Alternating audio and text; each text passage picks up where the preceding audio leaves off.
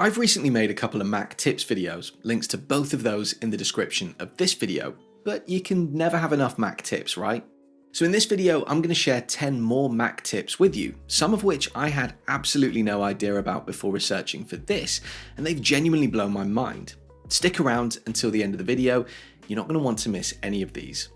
Okay, let's get into it. Apple make the best trackpads in the game, absolutely no question about it. Whether you're using one like this on your Mac, one like this on your Magic Keyboard, or one like this as an external device. You can do everything on a trackpad that you can do on a mouse, and in general, it's just as easy to use the trackpad as it is to use the mouse.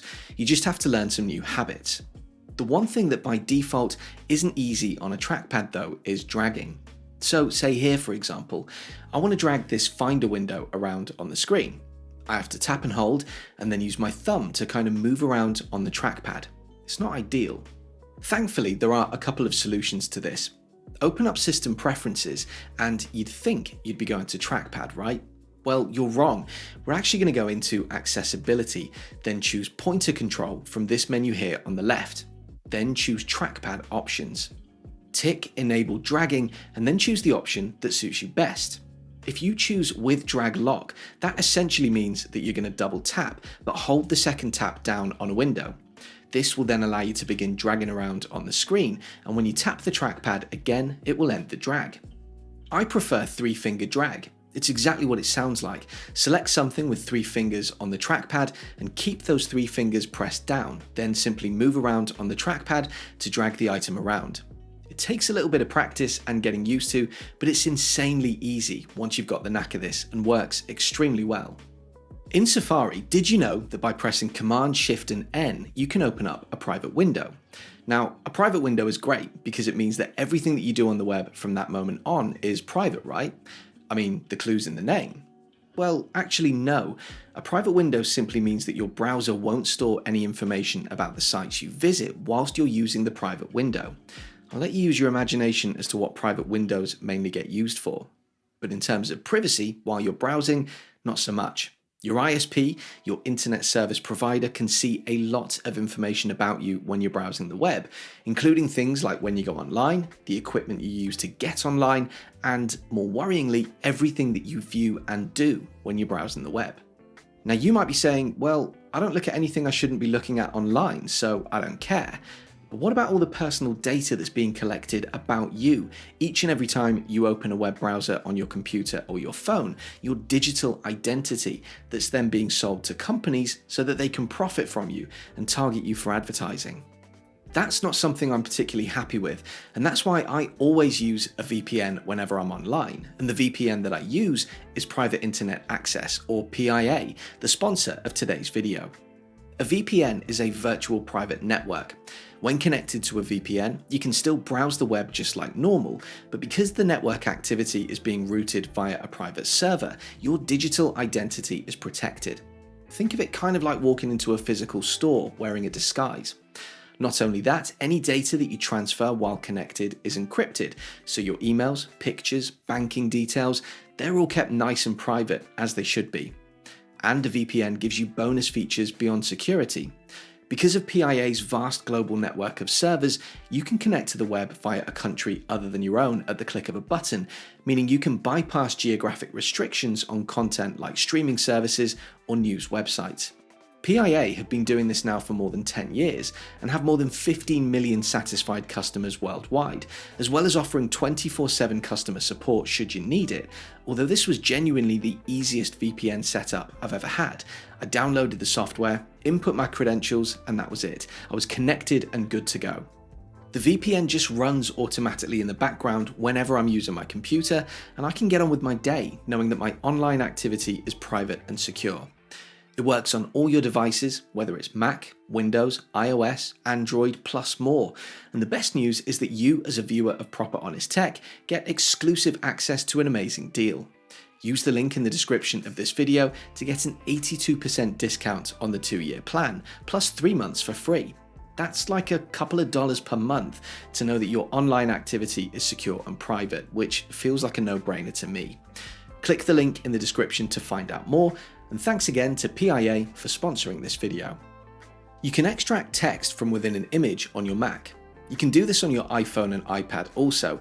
Apple have been much more vocal about it over on those platforms in referring to it as live text, but the function exists here on the Mac as well, and it's extremely easy to do. Here's a photo that I've got on my desktop, and let's say that I want to copy this street address from the sign here to paste into a document. Notice that as I move my cursor over the text, it changes to a text cursor, and I can select the text, then Command and C to copy it, and I can paste it into a note using Command and V, or wherever I might want to paste it. Notice here on the same sign, we've got a phone number. If I hover my cursor over that, my computer recognizes that this is a phone number. You can tell because as well as the cursor changing, we've got this little down arrow icon. If I click on that, I can create a contact from that number, or even make direct contact by calling them on my phone or FaceTime calling them from my Mac. If you're watching this as a Mac owner, I'm almost certain that you're already aware that you can change your brightness using these buttons on your keyboard and change your volume using these buttons on your keyboard. Basic stuff, right? But watch what happens if I hold the Shift and Option key while I'm using those buttons. You can have much more detailed control over both the brightness and the volume. This is great if you find that the difference between two of the levels is just too much. You've now got the ability to fine-tune these exactly as you like, giving you much more nuanced control of both the volume and the brightness. If you're watching a video on your Mac, say here in YouTube for example, and you decide that you'd like to have that video playing and visible while you're working on something else, Picture-in-Picture is the most effective and easiest way to do this. It essentially pulls the picture out of the YouTube tab and places it in its own separate window, and that window can sit on top of another window, like a Word document or a spreadsheet, so you can work and watch at the same time. I don't really use this feature that much on my 32-inch Pro display, but here on my laptop, this is a game changer.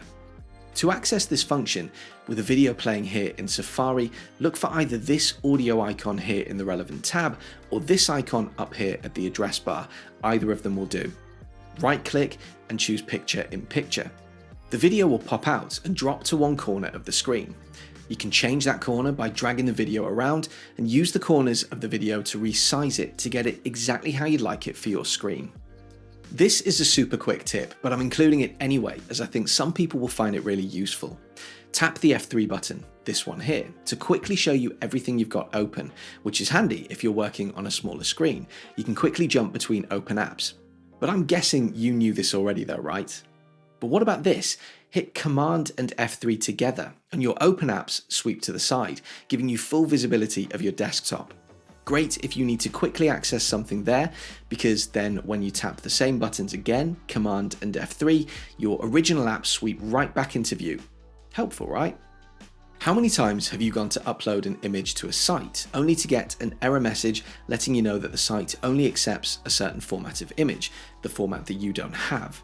Maybe you've got a PNG file, but the site you're trying to upload to needs a JPEG. It's annoying, right? And while there are sites online where you can upload and convert the image for free, that's risky because you're sharing your image with an unknown third party, and it's honestly more hassle than you need to go through. Just do this instead. In the Finder window, where your file is located, right-click and then scroll down to Quick Actions. Here, select Convert Image. This is currently a JPEG. I can change it to a PNG or HEIF file, and I can choose to keep the image at its original size or make it a different size, which is obviously really helpful if you find that the file you're trying to upload is too large, for example. You could make it smaller. Choose whether or not you'd like to preserve the metadata from the original file, and then press the Convert button. Oh, and this works with multiple images too, even if they're different formats, which is extremely useful. I've mentioned in another of my videos that I often get calls from my parents for technical support help, and I'm always pretty happy to help them out. They're my parents after all. But without a doubt, the hardest part of the entire process is when they say something like this error message on my screen, and I don't know what error message they're talking about because I can't see their screen and they find it too difficult to hold their phone to show me. Now, you might be aware that you can use FaceTime to share your screen with someone else. The problem here is that the person you're trying to help needs to know how to set up a FaceTime call with you and how to share their screen with you, which some users can find complicated. Open Spotlight Search on your Mac by pressing Command and Spacebar and search for screen sharing, which you'll then hit Enter to open. You'll then need to input the Apple ID of the person you're trying to make a connection with. If they don't know their Apple ID, you'll need to have them go to System Preferences at their end and click on Apple ID and let you know their email address. Once you've input that and connected, the person at the other end will receive a prompt and be asked if they'd like to give you connection to view their screen only or control their screen. Once approved, the connection is made, and in my case, as the techie son, I can then administer whatever help my parents need to resolve their issue. What I really like about this is that speakers and microphones are automatically enabled at each end, so I can hear them and they can hear me. You can communicate with each other the entire time. I can either talk them through resolving the issue themselves or take control of their computer and fix it for them. Oh, and just a reminder, you should never accept a connection request from someone that you don't know and trust implicitly. It's one thing me connecting to my dad's computer to help him out with his printer, but this kind of connection would also allow a scammer to have full control of your computer. So please only ever accept connection requests when you're 100% certain that it's legitimate. Here's a quick but useful typing tip for you. If you need to access an accent character, like one of the various different ways that you can type the letter E, for example, simply press and hold that letter while you're typing. A menu will appear with all of the different variations of that letter and numbers above them. Tap the relevant number to select that letter accent, and this obviously works with a number of different letters across the keyboard. Great if you often have to type in different languages, or even if you just want to be respectful when replying to someone by ensuring that you type their name out correctly. If you click into the menu bar up here at the top right of the screen, then click into the sound part of the menu, you can choose your output.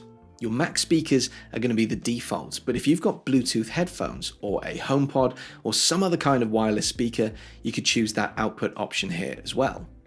But what if you're like me and you've got multiple microphone input options? I've got the built-in microphone on my MacBook, but also the microphone that's built into my Logitech webcam. Press and hold the Option key when you tap the sound button, and you can choose an input as well as an output. I'm not quite sure why Apple hide this and insist on you using a hack to access it, but there you go. This last tip is probably my favorite. This is System Preferences. You'll use this a lot, and I refer to it in all of my Mac tips videos. But some of these options are things that I will simply never need to access. Language and region, for example, or printers and scanners. I don't use a printer and I scan with my phone. So did you know you can hide these? Go to View and choose Customize. You can then untick anything that you feel that you don't really need access to, cleaning up your system preferences in the process. And look, if you change your mind or if you need something later on that you've hidden, just repeat the process and tick the relevant menu option to put it back. Simple. You can even choose whether you'd like to display the options here by category or alphabetically, which can make it much easier to find exactly what you're looking for. So there you go, 10 more Mac tips. Like I mentioned at the beginning of this video, I've already made 2 more videos like this, and I'll link to them in the description of this video, so if you appreciate Mac tips, be sure to check them out. I'm also working on another one, so I hope you're enjoying them. What about you? Any Mac tips that I've not included here that you feel warrant a mention? Drop me a comment and let me know. And as ever, if you found this video useful, do please consider leaving me a like and subscribing to my channel for more content like this in the future. See you on the next video.